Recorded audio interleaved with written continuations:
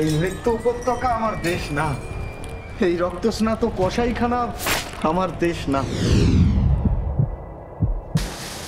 Room number 3, number of dead body 2, Hindu 1, মুসলিম 1।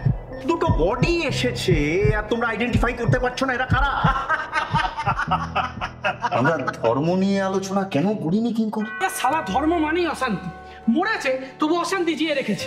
আর ওরা রাজনীতি করে বলেই আমাদের মতো সাধারণ মানুষগুলো এই মুর্দা আখড়ে পড়ে থাকে। ওই নিজের ধর্মকে জাস্টিফাই করার জন্য অপরের ধর্মকে খাটো করতেও আমি রাজি নই। আমি কি করে বুঝবো হিন্দু সুন্নত করে বসে আছে? ওর ওই চোখে খুন করার কোনো অনুশোচনা ছিল না। মারতে মারতে, কাটতে কাটতে, ধ্বংস করতে করতে সেটাকেই অভ্যাস করে ফেলেছে। চোখে মুখে ঘৃণা, অকথ্য গালিগালাজ আর অসম্ভব প্রতিহিংসার ছাপ। গুণ ধর্ষণ সেদিনও যারা করেছিল, আজও যারা করছে, তারা সকলেই মানুষ। আমাদের বন্ধুত্বের মাঝে কোথাও একটা পর্দা ছিল, বিশ্বাসের অভাব ছিল কোথাও।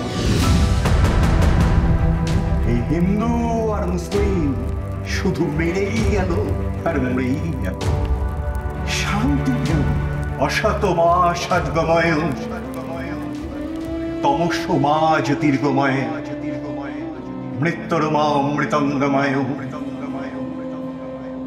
শান্তি, শান্তি, শান্তি।